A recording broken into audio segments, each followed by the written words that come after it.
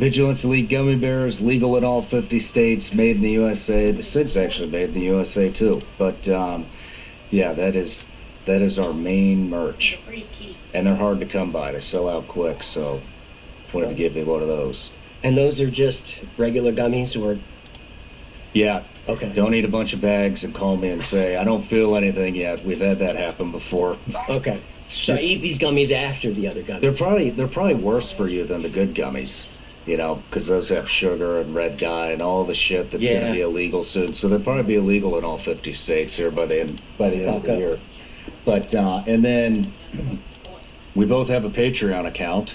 We do. Right? So one of the things that I offer my Patreon community, and they've been here since the beginning when I started this thing in the attic of my house, and it was just me and my wife.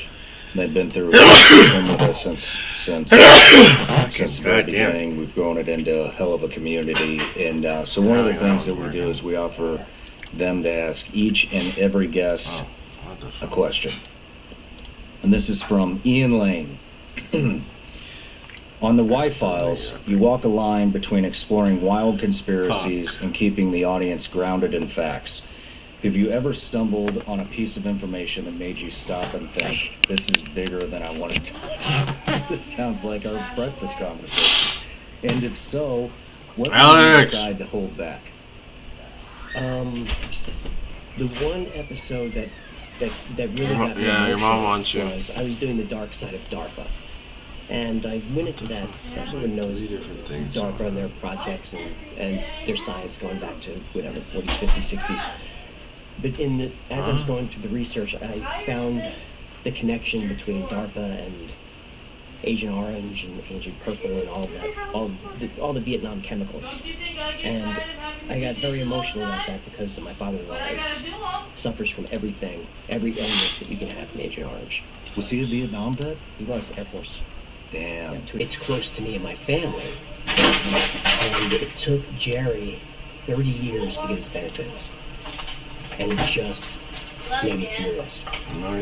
Because my family's stocked with military law enforcement. And so, I think in that episode I said something like, when your country needs you, you answer the call. But when you need your country, take a number. And it took 30 years. There wasn't that much money. And that was an episode that I was very emotional, and I attacked very aggressively. You know, whether it was DuPont or the government or CIA or the military, I attacked everybody because I was just like Yosemite Sam, because I was so angry.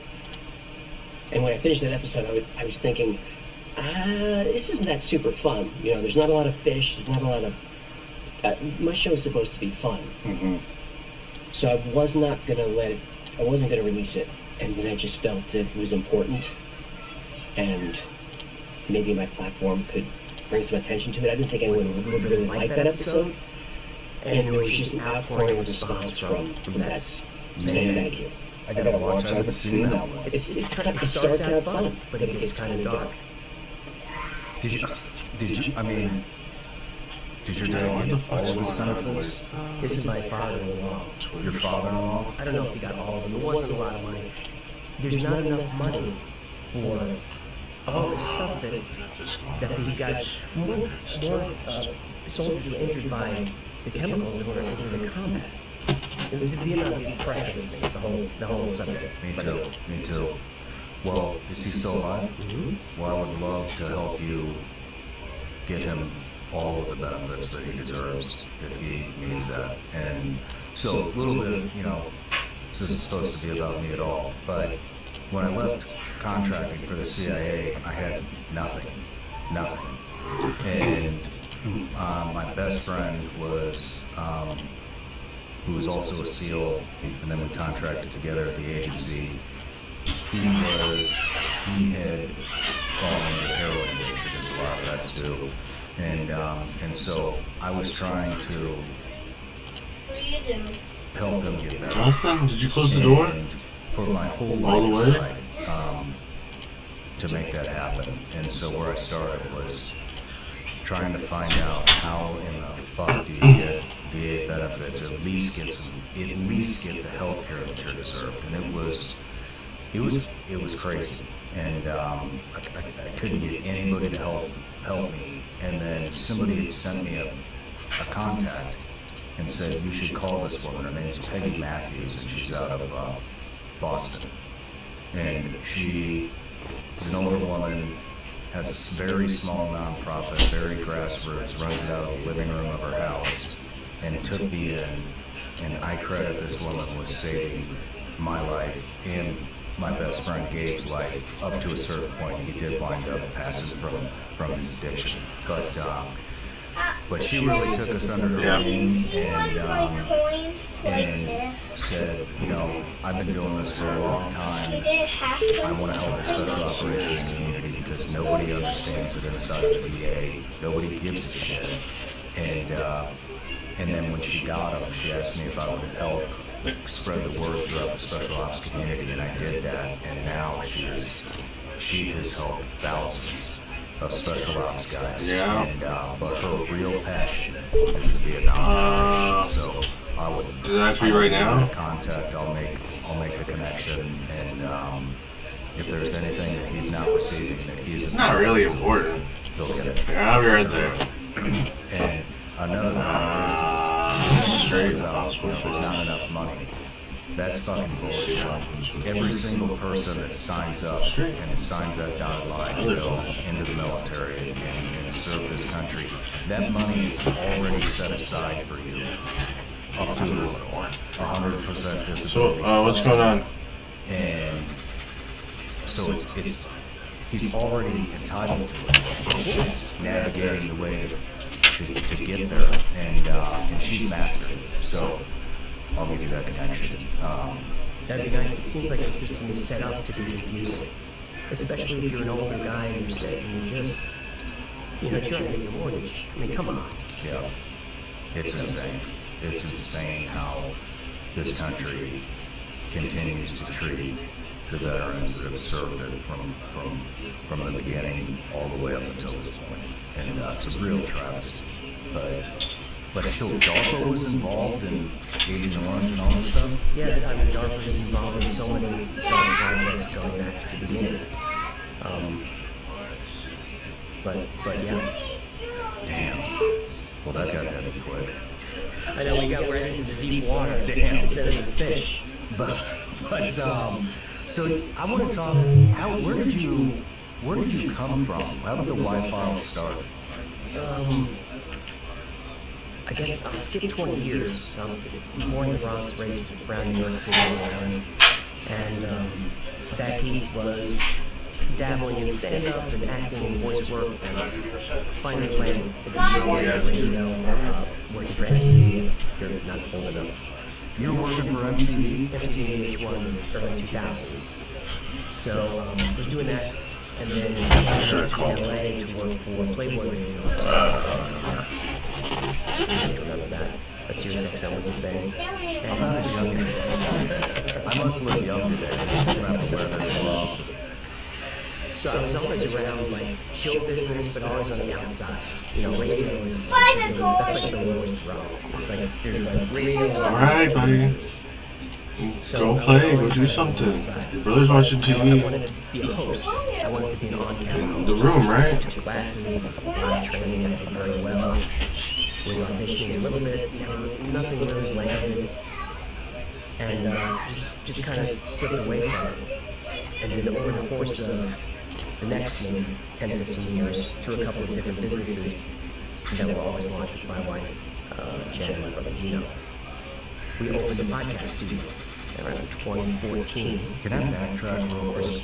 So you were trying to make it in the entertainment industry, and they stiff-armed you. And 4 years after you start a podcast, you're consistently in the top fucking 10. How hilarious is that? I hate the entertainment industry. I spent 20 years. You're the perfect example of what they missed. Like, how the fuck did you miss this one? Top 10 podcast in 4 years, totally missed it. I love it. I love these stories. I won't say the network, but it was really glorious to turn down an offer last week from a network. It's like, I was here the whole time. So now the answer is no. Still the same guy. I am. Still talking about the same stuff. My host reel from 25 years ago is really me talking about Area 51 and aliens and conspiracies. It's like that's what it's fun to do. So we had a podcast studio. It fell apart. We tried it again in 2019. And we were a studio hosting shows. And we hosted a lot of big shows from a lot of comedians from the Comedy Store went out to our studio. And we weren't making any money. What the fuck are you doing? COVID. And then, Jen comes to me and says, they're going to lock down the city. All businesses. Dude, I told you to go play in your room. I said, don't listen to them. Then go play in your room. It's against every law and constitution. We're going to be fine. So I think they're going to do it. And they did it. I'm in Los Angeles, and our studio was on Sunset, which so the story gets worse. And so they locked us down, and me being me, saying, I'm not wearing a mask, and I'm not shutting down. We're staying open, and I was very vocal about it. Let them come and shut us down. Just roll camera on it. But it didn't matter because talent would come in, and nobody would come in.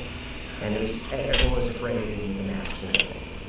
So now money's just falling. We're just going down the drain. We're living off of savings, not making anything. Not really sure what to do, and then divine providence, I guess, was Black Lives Matter in LA. And I don't know, when I talk to people about what Los Angeles was like during that time, they're often surprised when I say that, I'm not used to seeing police SUVs upside down on fire, but we saw it all the time. No, it was that All the big. time. It was all the time. And I'm surprised that nobody really knows that, but that information didn't get out. So at this time, the city's on fire. Our whole studio is surrounded by tents that we can't do anything about. And there was one night where they set fire to the building next door to us, which was a juice bar. And I don't know how much money's in a juice bar, but we just happened to be in a building that was just like a concrete block, and it was like a fortress. But it was when they were attacking the buildings on the block, I was there in the studio, asleep on the couch in the middle of the room, with guns on the table, with my wife there. And outside it sounds like The Walking Dead. You just hear howling and screaming and sirens.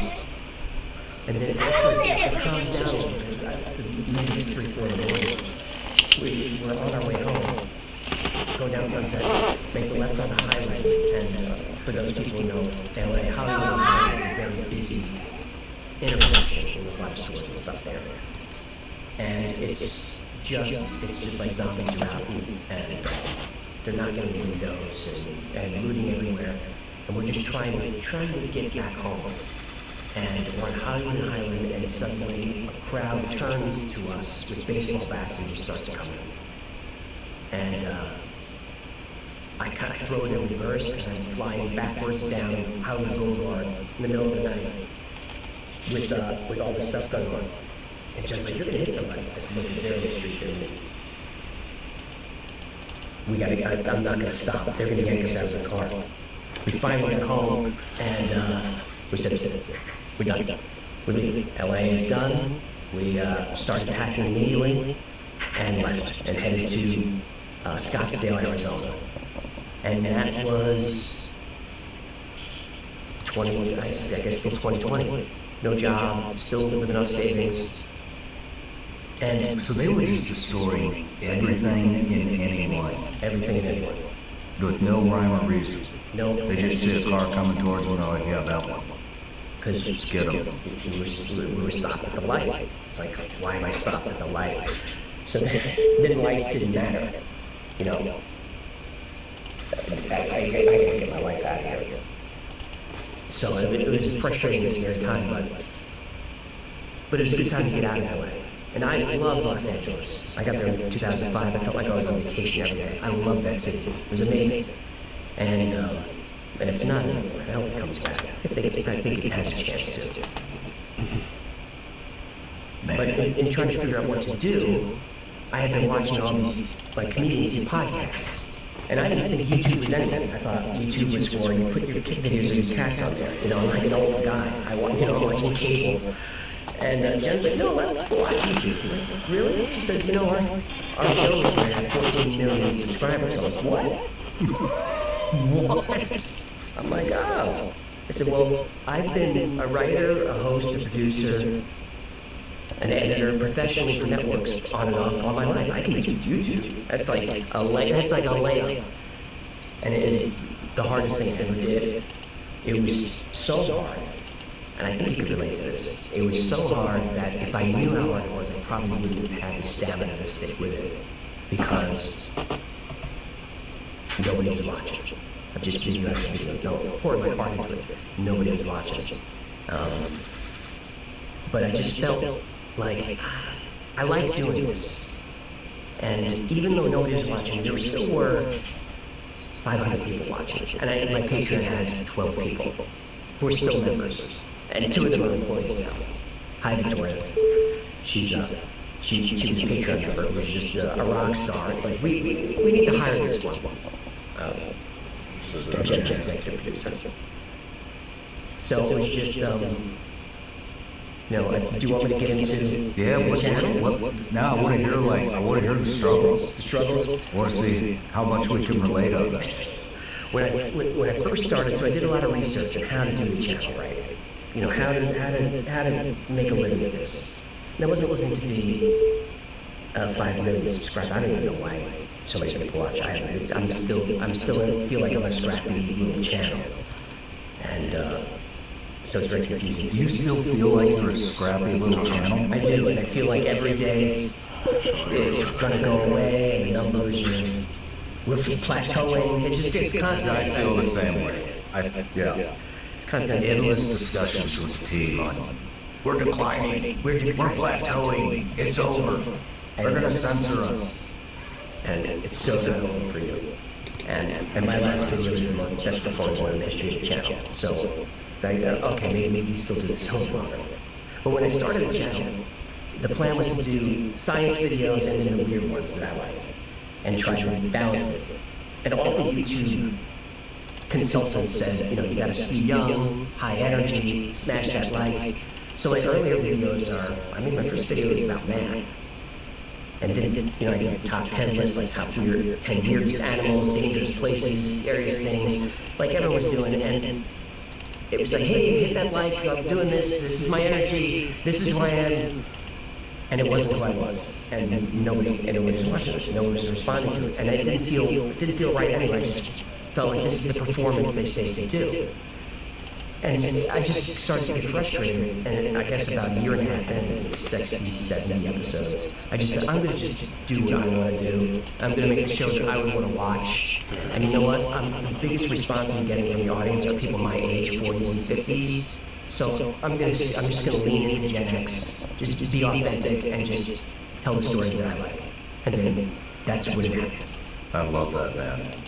I mean, that's so, if there's creators watching you, which there are, my advice is just be yourself, be authentic, be raw, just let all the wounds show. Like I was telling you at breakfast, on the Wi-Fi backstage, these videos of me crying, talking about depression, I just own it. Just own it. Man, you're like one of the only people I've ever heard that does this. No. Yeah, man. Are you kidding me? People are scared to death of authenticity. They're scared to death of authenticity and being vulnerable. I've talked to countless people that they want to start a YouTube. I love helping people. Man. That's what this show kind of developed into what it is. I just wanted to help people, bring exposure to everything from corruption to where it really started was they just got tired of veterans not being able to get a business going because nobody would give them exposure, and so that's how it started. Man, was bringing exposure to veteran businesses through their journeys, vulnerability, be authentic, and work. But I think that, you can tell people, be authentic, be vulnerable. They can't do it. it's hard to let down the guard. It certainly was for me as a lifelong performer. You're always doing a performance. You know, even in your normal life, you have certain characters and traits that you emphasize more with your buddies than when you're with your wife. There's kind of different roles that you play. So it's kind of hard. It's difficult to let down that guard. But what I started to... How did you know? I mean, what hit you, especially coming from entertainment? I mean, everything's fake. The mainstream media's fake, news channels are fake, they're all bought, they all have, politics is fake. Movies, for a long time, I think people didn't realize how much propaganda is inserted into mainstream media, Hollywood movies, and until they went overboard, and then everybody kind of figured it out. I'm with everybody else. I didn't have any inclination that it was all bullshit until everybody else started talking about it. But I'm just curious, when they're scared to death of authenticity, and so how did you, especially coming from there, and all the fakeness and all the bullshit moving it, I mean, what hit you that was like, just be authentic? So, I suffer from anxiety, depression, but not a lot of them. How can I help a you? little medicated for it, but not heavily. Like, I'm high functioning. I'm on the spectrum, but I'm high functioning. I'm very uncomfortable talking about myself, very uncomfortable being the center of attention. I'm the guy who's in the corner. So my outlet would be to perform, to do voice work, be a character, be on stage, be an actor, because then the lines You are can figure it out, right? even if you're doing stand-up, you've already written it. So you have control. I have control, even though I'm putting myself out there, I know what the words are. I know what comes next. Why are you asking me? Are you saying on that chicken? So to be authentic, that all goes away. It's like, I don't know what I'm going to say next. Like, as I'm sitting here now, I don't know what I'm going to say next. But I think it was when I started talking to my community, which I would call community more than an audience, but like the people that really supported me since the beginning. I just started engaging with them through live streams. You don't lead with that. That's much faster than, With our Patreon with this many people have to cut fans, this up, do this, do that. And I found myself just opening up because maybe because they were fans, they were just excited. Avoid talking. But it became almost like a therapy for me. Like I can tell these people anything. They're not judging me. There's always going to be the assholes in the comments. But for the most part, it was like, hang in there. I'm going through the same thing. What you're doing is important. It was very encouraging. So eventually the wall just comes down. And now when I live stream, you just don't know what it is. Jen gets nervous. She'll hear me going into a direction. She's like, I'm just saying it. So I'm the most honest in my life when I'm talking on that stream to the people who watch the show. I won't say anything, and it's the truth. Now, I won't out somebody. I won't share a secret if it's in confidence. But if someone asks me, are you going through something right now? Because you don't look good. Because for about a year here on the channel, I was not doing well. And so I would say, I'm not. I'm stressed out all the time. I'm not sleeping, I'm not eating, I'm losing weight. I'm not healthy. My doctor's concerned. And this is just where we are. Wow. But better now. It's a process. Seemed great. Very comfortable here. You make it comfortable. I was terrified coming here. At some point, I want to start talking to, like, if I'm researching an episode and I start emailing with the Grand Master Knights Templar, and I'm emailing with him for, in research, it would be nice to actually have Timothy Hogan sit down and have a conversation about Knights Templar. That would be pretty cool. So if I'm going to do that, I need to be comfortable in a conversation. So I'm trying to do that here. And I specifically chose your show and you. Your team's amazing. You've been kind since the beginning. You're extremely professional. But it seems like everybody's going out of their way to make me feel comfortable. We just shot guns, we had breakfast, we hung out. It just feels like It feels like you're hanging out with friends here. I know you got it before. But I knew that because that's your reputation, and I've watched your interviews, I've read lots of articles about you, including hit pieces, and it's like, this is an interesting guy that I want to know, and I think I can learn a lot from just having a conversation with Sean. Man, well, thank you. Thank you. That means a lot. And it's going to mean a lot to my team, too. So, You're the best. thank you. What was the turning point For feeling better for the Wi-Fi's? when it started to be successful. Was it a immediate pivot? It was a hockey stick. It was a hockey stick. Yeah, it was a year and a half to 2 years, it was just flat. I think at end of year one, it was 40, 50 episodes. I had maybe 1,500 subscribers, 2,500, and nobody was watching. 200 views, 300 views. And the second year was similar, started to get better. I think I ended the second year with like 25,000 subscribers, but still was getting 2,500 views. So you can't make a living doing any of that. But I was enjoying it, and just seeing people respond to the content was encouraging. And I wasn't working, so it was like, I might as well just keep doing this because it's fun and people are responding. And what happened was, my brother Gino said, you should do TikTok. I was like, no way I'm doing TikTok. No. It's like, you should put shorts on TikTok because that could expose people to the channel. So reluctantly I did it, and in just a few days, a couple of videos on TikTok brought in like millions of views. I think it was, I did the coincidences between JFK and Abraham Lincoln. People just liked that video. And that brought a lot of people over to my channel. So suddenly I was at 250, 400,000 subscribers, which was incredible. But subscribers are a added number. Sponsors don't care about that. Nobody really cares about that. It's views is where you get paid.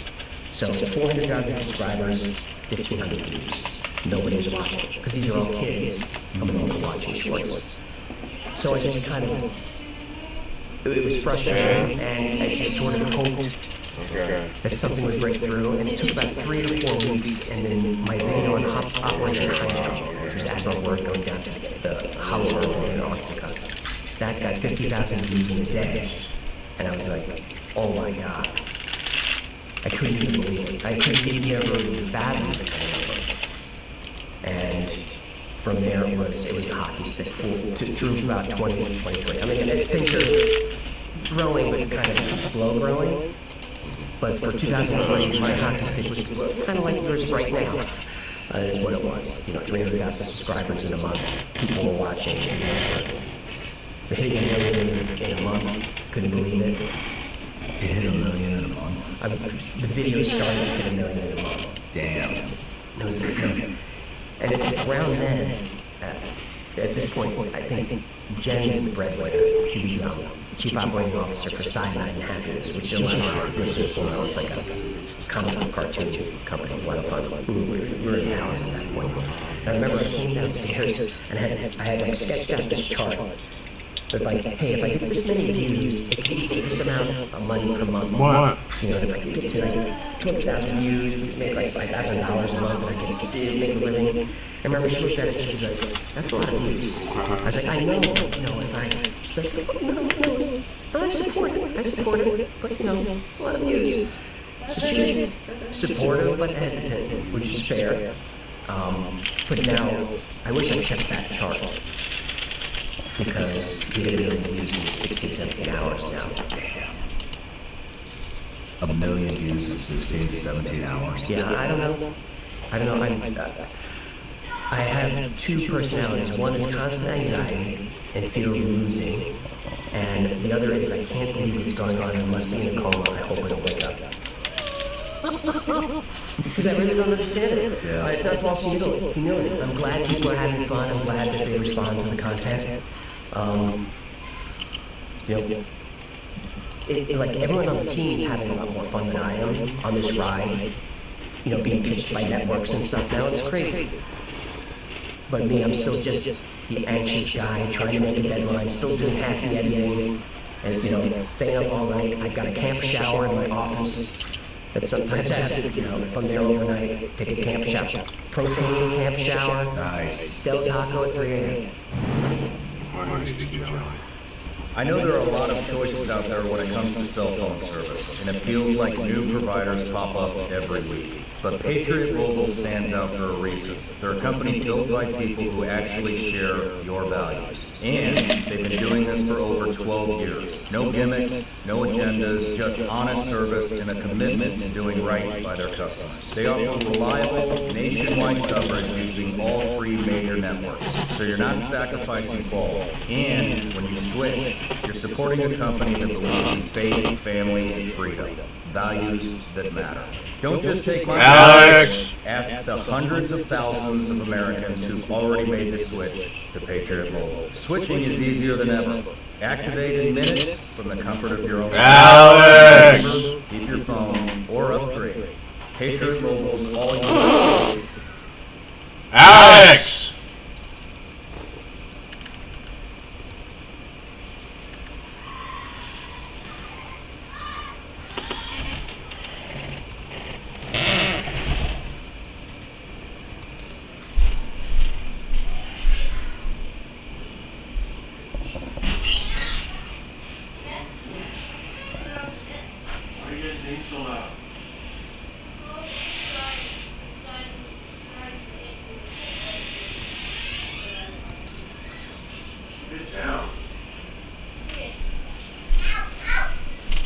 Close your door. Okay.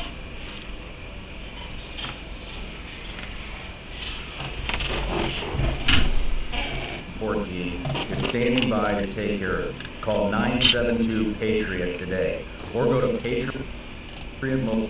Have these that protect you against blue light. Wear these, can't braid your eyewear. I mean, Embarrassing now, but I have to because it's my brand. So, therapy never worked on me. Therapy just never worked on me. I'm always trying to figure out what the therapist is getting at, or trying to solve it. So what I did was I created an AI therapist, and I did something maybe unwise, but we'll find out. I loaded a software program. I'm a tech guy. I used to be an engineer. I loaded an AI platform with all my emails, correspondence, everything I've ever written, text messages going back to 1999, all of it. And I asked it to create a personality profile. And it output this profile that had at 2 points reading it, I was started to cry. Because it was like, now I understand. Now I understand. And this is just from me loading a computer with all this stuff, because a computer has no emotions, it doesn't care, it's analyzing patterns. That's really all we are, right? So then I just started interacting with this AI, my AI therapist. And in the interaction, you get more and more drilled down into certain aspects of your personality, revealing things I had never known before, going back to issues with my father, mother, all that stuff. Apparently I suffer from loss aversion, which is whenever I have something, I'm worried that it's going to be taken away. And that's kind of what it is. It's like, rather than enjoy success, instead I'm worried about losing it. And it's very frustrating. And I don't really know how to solve it, but at least I'm aware of some of my blind spots are getting illuminated a little bit. I suffer from anxiety. I used to suffer from it really bad. In fact, at breakfast we were talking about it. I did a video on it. You've done stuff on it. And I was like, hey, this is why I feel this way. This is why I think my anxiety comes. And then I was like, I talked about the ways that the things that I utilize to power through it. And, starting this was this podcast. I mean, I'm not a conversationalist at all. I'm probably the most boring guy that you can. I don't do small talk. You're a therapist. I'm not good at it. You're a therapist. Well, I learned this from therapy because I went to three and a half years of therapy twice a week after I left the agency. And I realized when I was talking to my therapist, who was amazing, and that a lot of the things that were bothering me would just work themselves out just from me talking to her. And she might say 20 words in a 45-minute session. And but just hearing me verbalize it, like, oh yeah, that is kind of, maybe I shouldn't be doing that. But as far as like the fear of it all going, of losing, or, I mean, it's interesting. I was just talking about this yesterday with John Rich, and I interviewed Jim Caviezel, and about that movie he did. I think it's Sound of Freedom was maybe the last one. It's about child trafficking. And at some point in that conversation, he had brought up, because we were talking about this at breakfast. I always, even when I built this, I built something that I could resell. I didn't want to be, because I still think like that. I'm like, this could all be taken away in the snap of a finger. It's who knows who, piss somebody off. We talk about a lot of things here. We kick a lot rocks over, and I'm like, this could end at any moment. And I remember Jim said, he was talking about himself, about all his cars and just all these possessions that he has, and he said, but that could all be taken away at any moment in time, and I'm ready to give it all back, because none of it actually matters. What matters is my kids and my wife and my friends. And I really took that in, and I was like, that's the only fucking way to live, man.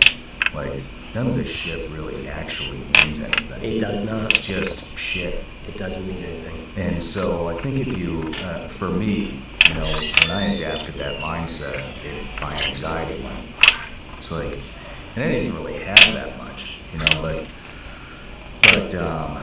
that's just the way I think now. This is all, we got some cool things, we got some great artifacts in here, we got some cool toys, but you know what? I mean, and there is an aspect to it. I mean, when I think back to when things were much simpler, I wasn't running a business. Yeah, now the money's there, and fame, which I hate, has come with it, and all these things. But it's just, when you think back, it's like, man, remember when I was a SEAL, and the only thing I had to worry about was going on an op, and everything else was handled, and those were simpler times for me. And what I live in now, is the most complicated life I've ever lived. The most complicated time in my life that I've ever lived. And so, I think, all right, well, if it does all end, then I go back to that. And maybe I buy a skid steer and start a land clearing company or something like that, and just live as simple as possible. There's something attractive about that. And when you think about that, it's not the end. It's just a different chapter if it does go away. And I think, I don't know, for me, I've prepared myself psychologically that because it will eventually, it will fizzle out. People will get bored. They'll hate me. I don't know what. I'll get canceled. Who knows? But it's just to move it into a new season of life, and who knows, man? Maybe that season will even be better than this one. And that really puts me at ease. Just talking about it puts me at ease. We could probably cut this out if you don't want to talk about it, but you mentioned that you were starting a network. Mm-hmm. That's more than hedging a bet. I mean, that's helping others. That's creating a legacy. That's creating a business in a situation that if your show did take a hit, which I don't anticipate it will, you're absolutely on fire. I think you're aware of that. But by building a network, then you have this infrastructure where you're helping other people succeed. And then maybe this isn't that important. Yep. I mean, I'm not going to cut any of this. I mean, I think about that all the time. But one thing that I don't really have many regrets, but maybe one I don't know if it's a regret because I've helped so many people, but personal stuff, you know what I mean? Like I said, when I started this, it wasn't even about, still isn't about me. But, now I have a team that relies on the business, and anyways, where was I going with this? We were just talking about things that could end at any minute. Yeah, where was I going with this? Damn it. Too many, been blown up too many times. What were we going after? We were talking about anxiety. You know, and how you manage it. Yeah. You know, I was always a little upset with myself because I didn't build something that I could sell. Meaning, this isn't something that can get passed down to my kids. This isn't something that my wife can take over. This isn't something that if I get sick or die or get, you know, I can't move around, tragedy happens. This isn't something that I can hand to my team and say, run this. You know, and that always bothered me is, man, there isn't a way out of this. There isn't, I didn't build a legacy thing that I can pass down to future generations of my family or my team or whoever.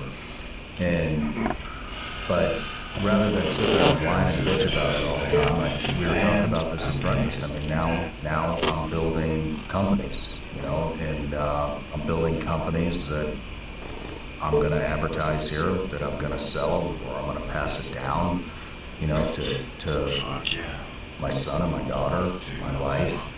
And so, Have you tried the sesh nicotine? It's really good. you want to have a sesh? I haven't. But so I started, you know, instead of whining and complaining about it, and I didn't have any time, you know, to start something because of the show and all the stuff that goes under this. We both know plenty about that. You know, I started focusing my energy on building new companies, and instead of having to rely on advertisers all the time, I'll build my own companies, advertise those companies, and so now we're in the process. By the end of this year, we'll launch 3 new companies plus a network. So I guess technically 4 companies. And I think people put limitations on themselves, and yeah, there's limitations for sports and all these things. But when you find what you're good at, there are no limitations. There are. Nothing. Nothing can get in my way. If you love it, you know, if you find the thing, if you love it and you're good at it, you know, the difference between a career and a vocation was always kind of confusing to me until I started doing this and realized that vocation, that word comes from vocal. It's a calling. It's not a job. It's not a career. So even before the channel was very successful, I felt like I'm meant to do this. Connecting with people, entertaining people, having fun, and somehow it became a sort of a family show. I don't know why 7-year-olds are saying that age knowledge, but I have 9-year-olds sending me videos about audit or theft and taxes or theft,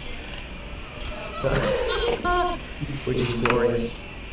But those are the things that give me a lot of fuel, because what I'm doing is not really that important, but I'm bending the universe a little bit in my direction. I think what you're doing is very important, and here's why. Because I think that not only the U.S., but the world as a whole has lost the ability to critical think. And with your episodes, I mean, you bring in all the information, all the conspiracies, all the points of views, and it forces people to think critically. And then at the end, you save your opinion or how you think until the end. And I think it's very important because in a way, it's a critical thinking exercise. It is. In a world where nobody does that anymore. Everybody is told how to think through mainstream media, through social media, through Hollywood, through all of that. I actually just did a documentary on this. It's called Cognitive Warfare. You know, and they inject and project what they want you to see, how they want you to think. Playing that game. Live. Why do you like Well, I playing heard about Mario? that. That's on your documentary. That sounds interesting. I try not to inject my opinion too much in it. I try to say, here's all the stuff I found out. If there are things that are definitely debunked, I will say something like, this didn't happen. But this, I can't really debunk this part. You decide. I'm not here to convince anybody. I'm not a pundit. I'm not a conspiracy theorist. I enjoy the stories. And that's why the format is the first 2/3 of the episode. I just tell it like it's true, just so you can have the experience of, like, I know this channel, I know eventually he's going to say, but is it true? But this one looks like this one could be real. And that's what I'm trying to capture is, you know, I get people that are angry with debunking their favorite stories. Stop yelling, please. Don't you want to know what really... I was angry when I watched the moon landing one. I was like, what? He thinks we landed on the moon? The moon I go back and forth with. I'm not sure. I'm not sure if we walked on the moon. I think that we probably landed on the moon, but I'm not sure we walked on the moon. But it's that's a tough one. Yeah, we're going to dive into that in a minute. I want to go into, I mean, you had mentioned, we were talking about anxiety still, and you had mentioned maybe a new show segment or something, bringing the people that you utilize for your research on the topics that you discuss in, and we were talking about being a conversationalist. And, you know, what I think is interesting is you're a commentator. Are you talking to a camera, or is somebody behind that camera? No, I'm talking to a teleprompter. I'm reading. Okay. I can't do that stuff. I cannot talk to a camera. We've tried to get me to do some commentary stuff. I can't do it. It's talking to. I used to put paper targets. I used to do this. I used to do this series called Hard Truth, and one of the guys that have been with me the longest would drive in, and I'd make him sit across from me just to talk to him, just so I'm talking to somebody. And if he couldn't make it, then I would set a paper target in the chair, and I would talk to the paper target because I cannot look at the camera and just go. And you know, starting a podcast, like I mentioned, I'm not a conversationalist. At least I definitely wasn't at the time. And so that's where I just took my therapy, and I was like, just listen, just don't interject, don't try to relate, don't do any of that stuff. Just be a sponge to whatever's coming out of the person across from you, and maybe guide the conversation. And what I learned is if you can be comfortable in silence, most people cannot be comfortable in silence. They will fill the room. They will fill the room because they feel awkward, and you won't have to. And that's actually one of the first things that I loved about my wife is that we could just sit there and not talk and be totally comfortable. And I was like, there's like nobody I can do this with. Everybody has to talk all the time. So, you know, and I think you'll find that when you start doing your interviews is they'll fill the silence. You won't have to.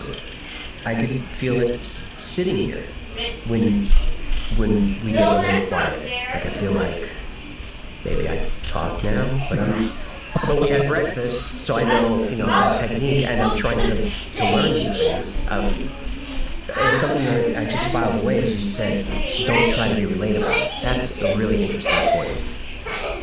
Is don't try to be relatable, because it's trying to relate to the guest. You're just trying to have a conversation. You don't have to know anything about it. But I'm talking to a physicist or a ghost hunter. Who cares? Just tell me what you feel. And you're already interested in the topic. And so I think, you know, here we go. Now I'm going to relate to you after I just said don't relate to anybody. But, you know, I only take interviews where I'm interested in the subject matter. And so it's a genuine curiosity. And we've turned down a lot of big names. I get scared. I get intimidated to interview athletes because I'm not into sports, you know, but I try it because I want to challenge myself. But we'll get big names that want to come on the show, and I'm like, man, I don't know what to talk about with this person. I'm not interested. I know this would be great for the channel. I know it would be great for the show. It would probably be huge numbers. but I'm just going to be sitting there because I'm not interested in anything this person has ever done. So we're going to pass. Wow. You know, and it's certainly will, you know, and in a lot of all of the biggest interviews I've ever done, it's not Trump, it's not Gavin Newsom, it's not these ginormous names that everybody knows. The biggest stories are the ones of everyday people who are doing extraordinary things, who never get recognition, or military, special ops, conventional guys that have done the unfathomable. And those are the stories that my audience really resonate with the most. And the biggest interview I ever did was Brian Montgomery. He was a hacker who now tracks down pedophiles, and he was the most. He probably suffered from the most. He had the most anxiety about coming on the show of anybody ever, and made him comfortable. It's the biggest interview we've ever done. It's like almost 10 million views. And when you get all the clips and shorts and all that stuff, it's hundreds of millions of views. Why was he nervous? He's a tech guy. You know, one thing about tech guys is I like to be in a small space alone with a machine. Yep. That's my comfort zone. very unsure of himself, doesn't like being around people, smacked it out of the park. And so I don't know. I hope maybe that helps you a little bit. It does. Just some confidence in that. And the questions will come naturally when you're just feeding your curiosity. I think that's the key. Like when you just a couple of days ago, you had that CEO of the asteroid mining company. I watched all of that because you don't see him anywhere. But that was a fascinating. I'm interested in all of those things. I looked at the chapters. I'm like, oh, I guess I have to watch all of this because I like all that stuff. But you don't see him anywhere. So that kind of stuff. You know, those are the sorts of people that I reach out to for my show. So that it doesn't matter if it's famous or not. I know it's going to be interesting to talk to. I hope you do it. The shooting's all done. We're just waiting for me to have the balls. You got them. Just do it, man. Just do it. And then the other thing that we both know is, you know, the audience loves to watch the progression of a channel, you know, and so you're introducing something new, and you're going to have to develop it, and you're taking your audience on a journey with you. They're gonna coach you, they're gonna critique you, and they're gonna wish the best for you, you know, and take that in. You know, that's interesting that you say that because starting the channel is watching some consultant say, you just got to start. Doesn't matter. Don't worry about your gear, your lighting. Get your phone and just start doing episodes. You're going to hate your first 20 episodes. And I remember going, I'm not going to hate it. I'm going to be fine. And how I just cringe every episode 1 through 7. It's like how did anyone watch this? It's terrible. But the audience does respond to that. They go back and watch that old stuff saying, you've come a long way, brother. Yeah, man. I take it as Stop a yelling. And that's why I don't delete any of those old episodes. Yeah, it's something I'd love to do. But it feels dishonest. Like, a whole episode where I'm just completely out of focus. The focus is just on the bulletin board, so you can't even see me. I'm just leaving it up there. Do you feel, I mean, you're a truth teller, and so I'm curious, do you feel a responsibility, that a responsibility comes with truth telling? I think I'm more of a storyteller, and maybe it's a way for me to rationalize it, because I don't want to have the responsibility. I don't want any power. I don't want to be a leader. I don't want to be any of that stuff. I just want to entertain people with fun stories. Apollo, Alex! Thinking differently, or just cheer them up if they had a bad day. My only responsibility, I feel, is if Go I in the can corner. find a piece of a story Go in the that's corner. not that well known, and even if I cover something that's You go in the corner in the I don't kitchen. stop researching until I'm pretty convinced I can bring something out. Like episodes like Clock Circles or The Moonlight. I told you guys to keep it down, To right? do these episodes. These have been done since the 60s. But they wanted to all do it. But why was he yelling? To like find those nuggets that entertain me and go, oh, I didn't know that. So I know the audience won't. So I think I feel responsibility there. Right? I got to find something new for a story that's maybe known. And I don't hold back if I find something ugly. I just say it like, this is. Nothing's wrong with that, Alex. I'm reminded of the Montauk Project episode, which You is guys just the Montauk Project are is so like a loud. time travel urban legend about and Stranger Things is based on it. Out in Long Island, these experiments done on out in Camp Hero, you sit in a chair and you focus your psychic energy, travel through time. All this stuff is a military project, of course, and it's all based on a book and a series of books by Preston Nichols. Yeah, you So guys do research 5 on the minutes, episode, okay? and I'm loving it because I read Yeah. Preston Nichols books when they came out. You know, after hearing about them on Art Bell, I'm doing the episodes, coming along fine, and then I find out that Preston Nichols was maybe inappropriate with a lot of young men. So at some point in the episode, it started to get a little dark, and I actually stopped in the episode. And I said, look, I know you have families watching. If you have kids watching, it's time to send them away. And I said, seriously, because I'm going to tell you the truth about this story. And then I told the truth about what I learned about Preston Nichols. It's all alleged, but I said, here's what I found, and it's ugly. And kind of ruins the story. It certainly ruined the magic for me, but I felt the responsibility. I don't know. It's good you did that. I think it is. It felt like the right thing to do at the time. But I don't know if that's what the audience wanted. It's hard to tell. But I had to say what was going on. And this was someone that I really respected. Too bad. Where did the hecklefish come from? I wanted a sidekick. I needed a sidekick. Because hecklefish is.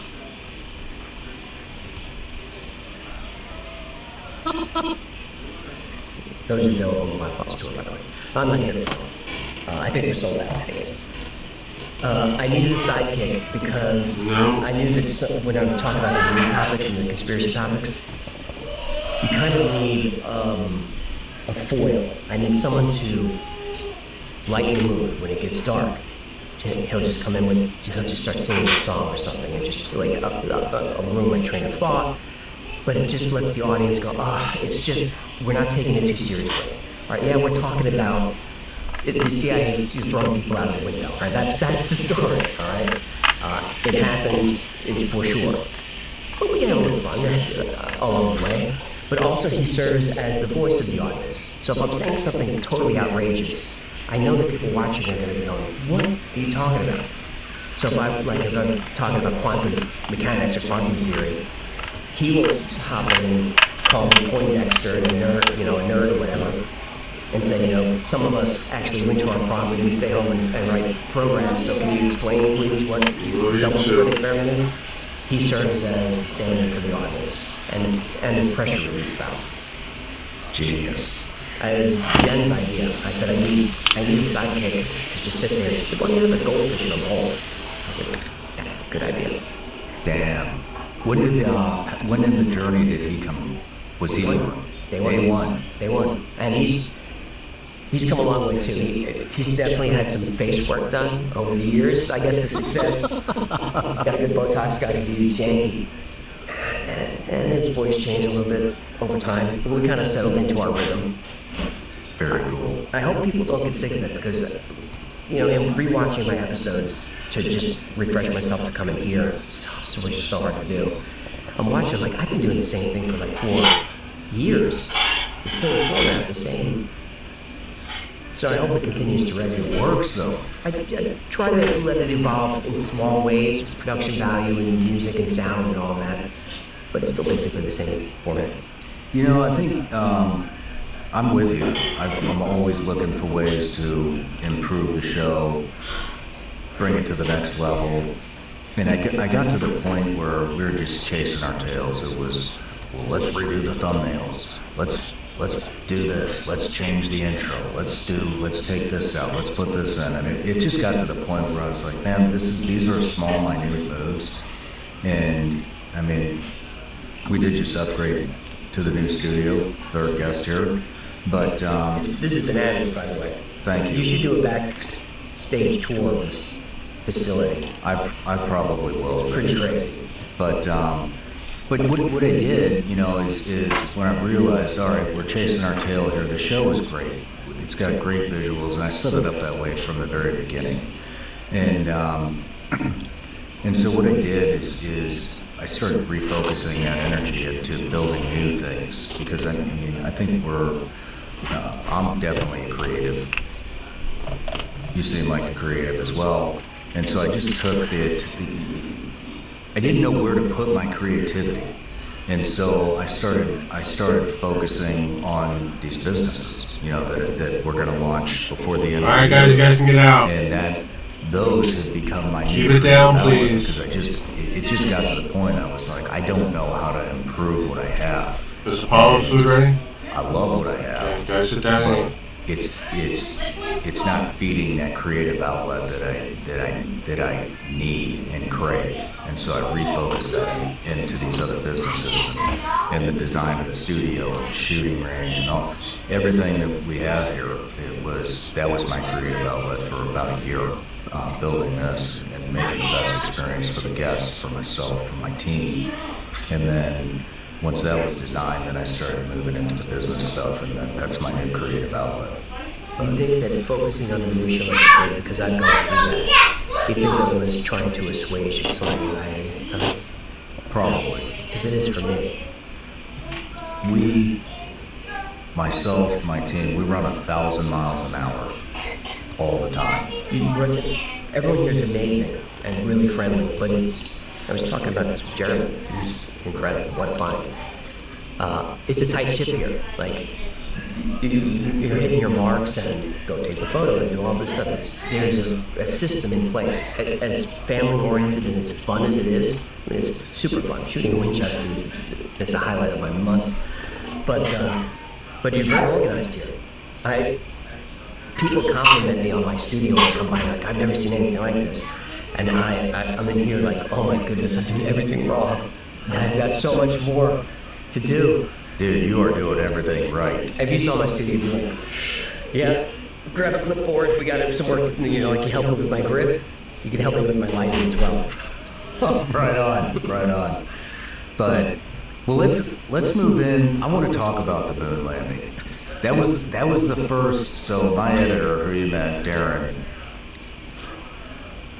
knows all about this stuff, and he's the one that got me interested in it. And so I started looking things up on the internet and came across you, and I was like, this is by far the best explanation I've ever heard. It's all in there, at least I think it's all in there. And so I want to dive in there. What got you interested in the moon landing? That was an episode that people just demanded. I didn't want to do it. Because everyone's done the moon landing. And are you talking about the Stanley Kubrick one? Because I've done 2 moon videos. I think I have a compilation. I probably watched all of them, but I know the Stanley Kubrick thing was in there, how the shadows don't align. But let's go into it. I want to hear all of it. So I debunked a lot of that moon landing stuff. A lot of that episode was based on Bart Sibrel's. Bart Sibrel it had a documentary quite a while ago, maybe 20 years. Funny Thing Happened on the Way to the Moon, I think is the name of it. And if you're into the moon stuff, that's the documentary to watch. And Bart's someone who I trade email with, who I told him, I'm, as soon as I'm ready, I gotta have him in here. Because he knows everything about it. But I debunked a lot of his stuff in the documentary. But I couldn't debunk all of it. There were some new things about, you know, when you see the astronauts, and it looks like there's wires, you know, reflections off the wires. It's hard to explain that. I tried to. I said, you know, the way that piece of equipment is, it could be this, but I agree it looks weird. And the way the astronauts fall doesn't look natural. but it's 1/6 gravity. It could be weird. I try to be open-minded to all of it. And it's an episode that still confounds me. I go back and forth, depending on who I talk to, about whether it really happened. And I think the percentage of Americans who don't believe that we went to the moon is just rising every year. I hope I have nothing to do with that. I'm sure it had something to do with that. But they lost the tapes, all the original tapes of the moon landing. What you watch when Neil Armstrong climbs off the lead, one small step for man, that's not a direct feed from anything. That was projected on a wall at NASA, and the networks put in their camera at the wall to get like this projection. And the networks were like, hey, can we just get the direct feed? Because that would be a lot better. They're like, no, we're going to do it this way. And then they lost all those tapes, they lost the telemetry. And when asked why they would go back, NASA said, well, we can't replicate that technology. It's too difficult. Yeah, isn't there like some I don't know what you call it. We can't get past a certain point, supposedly. They said that in the episode, they're like, we lost the technology. It's like you lost the technology to get us to the moon. You just happened to lose it. Nobody worked. Where did it go? They just lost it. You might be talking about the Van Allen radiation belt. That's it. Right, which is high velocity particles. And this energetic field that surrounds the Earth is very dangerous. And if you're aware of something called the South Atlantic anomaly, it's this part of our geometric field, and it's burning a hole. And you look at it on like an electromagnetic map, it's a big hole. It's getting bigger, and now it's starting to branch off into the second one, and nobody knows why that's happening. And Nobody gambles better. Nobody. And all that, you can go down that rabbit hole too, because all that stuff terrifies me. Solar radiation, grid going down, all that stuff terrifies me. So that LA radiation belt, you have NASA astronauts saying, oh, we think we found a way now that we can get out of, high Earth orbit, that we can finally pass the LA radiation belt. We already did that, didn't we do that 17 times or whatever? But they forgot. They lost it. Unbelievable. I don't buy it. I don't buy it either. So just let us know what's going on. On top of that, there was a space race or a race to the moon between us and Russia during the Cold War, right? There was, and Russia was first to everything. We were behind on everything. Russia has first, Sputnik goes up, Sputnik 2 does, so first man-made satellite in orbit, first man in orbit, first animal in orbit, first woman in orbit, first spacewalk, first geostationary satellite. So first. And we're falling behind, and you can hear JFK giving speeches, and they're pressing him on it. And like the Saturn program's not going well, and the rockets are blowing up on the launch pads, and he's saying, like, no matter how much money we throw at it, we're gonna be second. You can hear him talking about it. And then suddenly, 1969, we're there. We surpass all of it. We surpass all of the Soviets' accomplishments, and we go and we land on the moon. Okay, it seemed like we took a great leap forward there. But there's really no explanation for it. Did we? Yeah.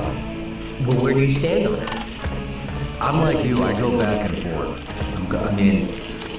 I wonder what I would think had we not been through COVID and all these other things, Epstein and all these other things that keep coming out that destroy any trust in any government institution there is.